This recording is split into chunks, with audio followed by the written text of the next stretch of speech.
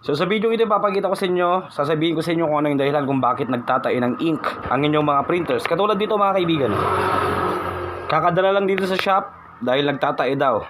Well, basically, binuksan na natin, tinanggalan natin yung cover ng kanyang waste ink pad. Diyan po napupunta yung mga ink. Okay mga kaibigan, bakit napupuno yung ating waste ink pad?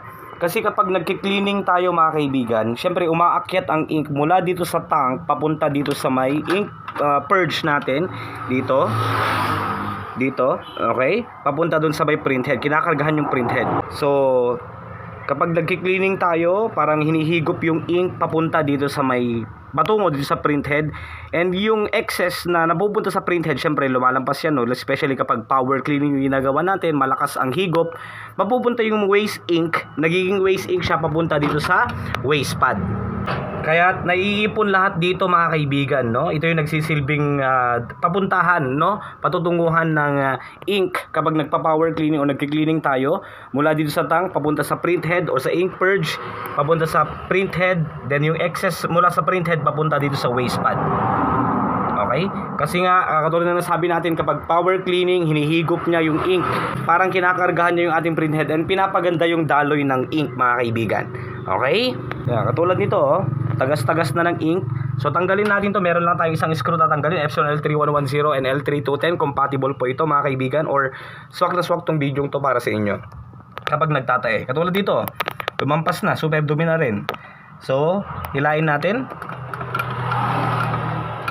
Uy, nag-overflow na rin, yan. So napuno na ng ink mga kaibigan. Test. Yan na, oh, nandiyan na yung ink mismo, oh. Yan. So linisan natin to, pigain lang natin, patuyuan, then goods na tayo dyan mga kaibigan. So nadaan yan, sabi ni client, cleaning daw siya ng cleaning noon kasi walang lumalabas na print out, no, or pangit yung print quality niya. Kaya nag-cleaning siya. So dito napunta yung mga ink, no? Linisan lang natin to. Kung meron kayong running water, goods. Kung wala naman, bahala na kayo, diskarte na yan. Okay, so sa baba tayo. Pigapigain natin. Sensya na, wala kaming gripo, poso lang tong meron dito mga kaibigan, ha. So lagay lang muna natin lahat dyan sa baba. Grabe, oh.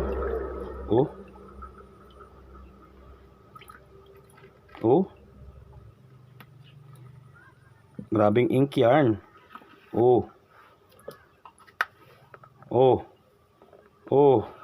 Pag piniga yan, wala na.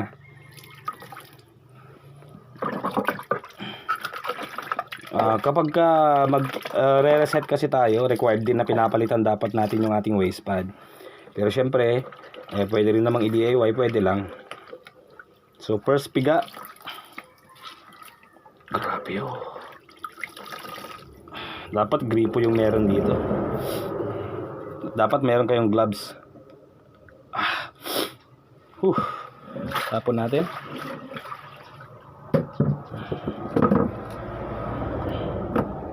Isa-isa lang mga kaibigan.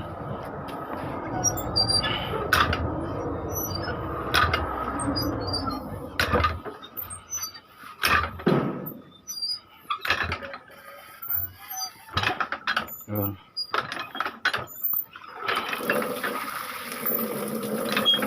Oh, pumuti pa agad.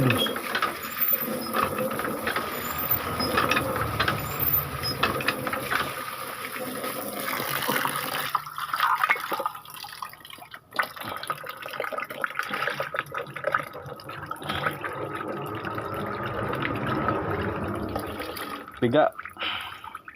Then patuyo ang maigi. Tapon. So mamaya natin gamitin yan. Lagyan na natin sa baba. Then tigda-dalawa na lang yung pipigain natin para hindi tayo matagalan. Grabe, ang satisfying mga kaibigan, no? Pumuti pa agad, oh. Nagmancha na rin agad daw sa kamay natin. Ubusan kasi tayo ng gloves, eh.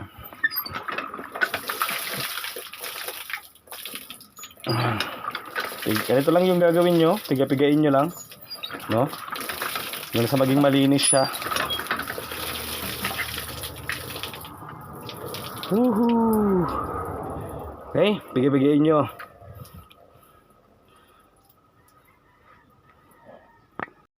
So pagtapos nyong malinisan, bigayin nyong maigi, mga kaibigan, no?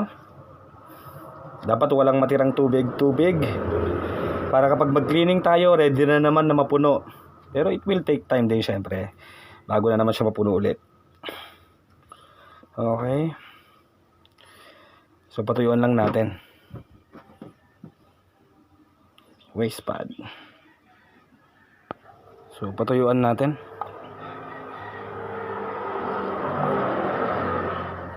Sakto, alas 4 pa lang. Direct na direct pa yung araw, mga kaibigan. Piga-piga.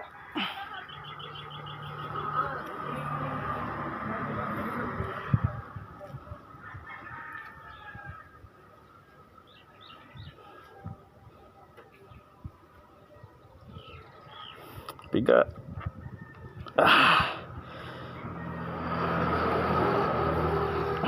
Yan. So bilad lang muna natin.